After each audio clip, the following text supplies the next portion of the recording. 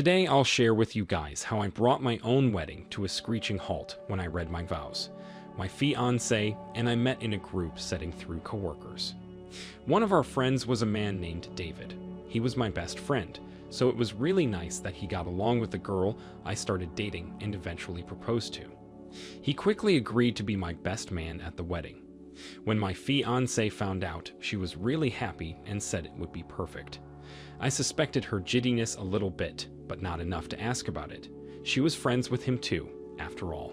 Well, fast forward to the week before our wedding. My soon-to-be bride was really excited and had been on her phone a lot. I assumed it was all wedding-related planning because she'd be on her phone and stop me in my tracks to ask what I prefer between the two choices. These choices didn't really matter to me, but I answered to make her happy. Now that I know what I know, I think she would make up things to ask me so that I wouldn't suspect her of communicating with another man. My best man, to be specific. She and I held our bachelor parties on the same night. It was extremely disappointing to me when my best man called me to let me know he couldn't attend the bachelor party he planned for me. He told me his mother was in the hospital unexpectedly and he needed to be there with her. Well, this was totally forgivable, right? How could I be so heartless to deny or suspect him? I still had several friends with me throughout the night. I'm an active guy, so we all played basketball outside before getting cleaned up real nice and going to an upscale lounge downtown. I felt like royalty and I hoped my fiancé was feeling the same way. We were actually already living together at this point, but we agreed to abstain from sex the month before the wedding. I had no idea how difficult that was going to be.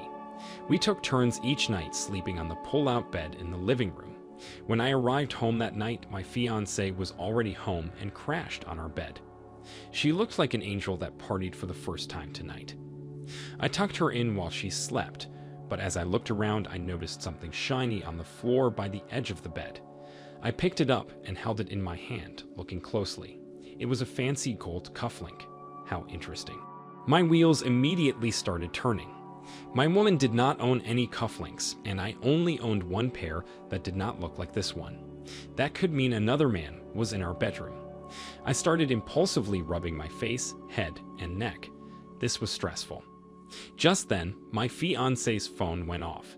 It was set to vibrate only, but I could hear it on the nightstand.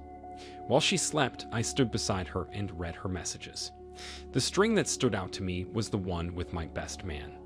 The most recent text was from him 4 hours earlier at 9 p.m. As I scrolled up, I realized she invited him to her bachelorette party, even though that wasn't normally how these things worked. Further up was much worse. She told him that tonight was going to be their night because the next day she would belong to me. He asked her if he'd ever be able to have her again. She said if he tempted her too much, he might get away with it. Messages from months ago showed how their conversation went from strictly friends to flirty. He started asking about her body, and she started showing him. They made arrangements to hang out one day, a day that I thought she was at work, and then he messaged her, asking if they should have done that. She replied with, "I've never been more sure of anything." Just like that, within 1 hour, I went from a blissful man about to be married to a broken-hearted fool plotting revenge.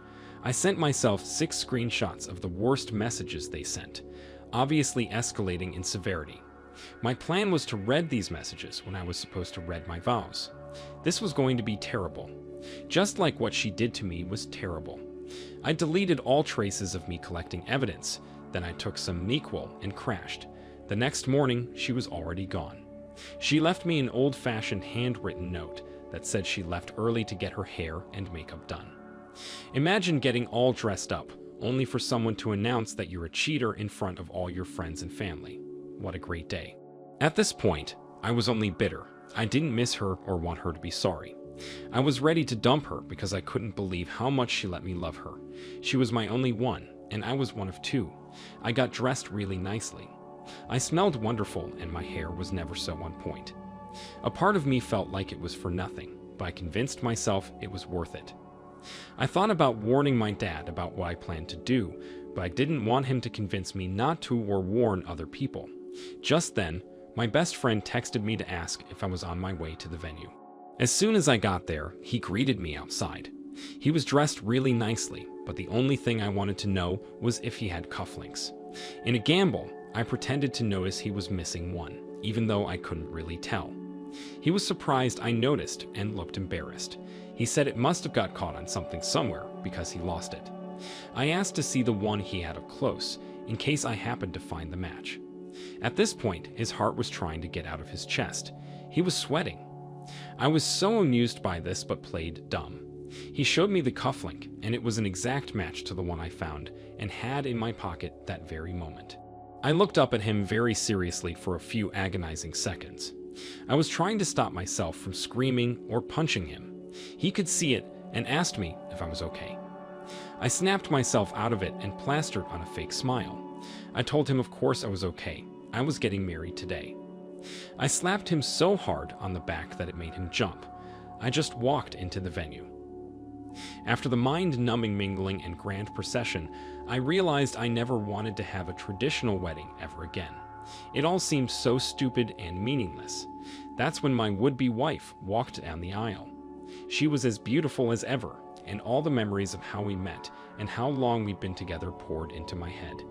It was extremely unfair, and I sobbed. People around me seemed to notice that I wasn't happy crying. I was devastated.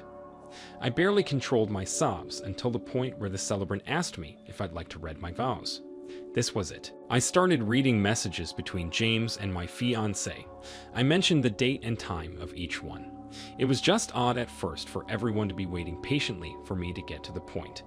But then, as they listened, I started to read messages that were flirty and not something either of them would be proud of. They started to shift uncomfortably and looked around, noticing that everyone in the building was staring at them. My bride asked me what I was doing and what I was reading. After another text, she told me to stop. Then I read the really inappropriate messages. Him telling her he needed to bury himself inside her again, and her telling him to come over because I left the house. By now, everyone was talking amongst themselves, and my fiance was trying to grab my phone from me. My best man suddenly walked out, but he was followed by 5 of my groomsmen. As she tried to grab my phone, I shouted that I had pictures and videos they'd send each other if anyone wanted to see them. That's when people started getting up and leaving. The celebrant asked if we were still getting married, and I laughed loudly and sarcastically. My ex was now on her knees in her white dress, sobbing at the altar. Her bridesmaids had no idea what to do. They just stood there, frozen. Some of them might have known she was sleeping with him, or at least saw them being flirty. It was great to see that no one rushed to her side to help her feel better. I went outside to see what had become of my best man. His car was trapped between the 5 men. They were yelling and screaming at him, in disbelief that he would betray me as he did. At this point, I was done with all the drama. My head hurt. I felt like I got the revenge I wanted, and just needed to take a nap. I told them to back off and let him go, that keeping him here wasn't going to help anything. Just as they backed off, my would-be bride came running out of the venue. She was being chased by her bridesmaids as they shunned her, calling her a terrible person. She ran behind the best man's car for about 10 yards before he saw her in the mirror and stopped. She got in, and they left. I turned around and saw a majority of our wedding guests watching what just happened. Many of them walked up to me and offered me hugs and words of advice. It was weird. It was like I was suddenly in a grief counseling session with a mixture of our family and friends. Well, they weren't her friends anymore. Neither of them received support or contact from the people they once relied on and knew so well. They moved out of state together, but only lived together for 1 year. After that, my ex moved back in with her disappointed and criticizing parents. What a gigantic waste of time. She tried to ask me out again after all this, and I called her crazy. I still haven't heard from my best friend, but that's fine. I couldn't be friends with him anymore anyway. My friends and family never let me give up hope or get too depressed. I haven't started dating again, but I know a good girl I'm gonna ask out. It's hard to believe that someone would be with me and only me. That's because my ex planted a seed of doubt. The only way I know to fight this doubt is to take my time getting close to people. Ask them anything I want to know and tell them what's happened to me so they understand where I'm coming from. Wow, OP. Not many people experience the level of stress you went through here. I love how you had the strength and determination to collect and read messages at the wedding for all to hear.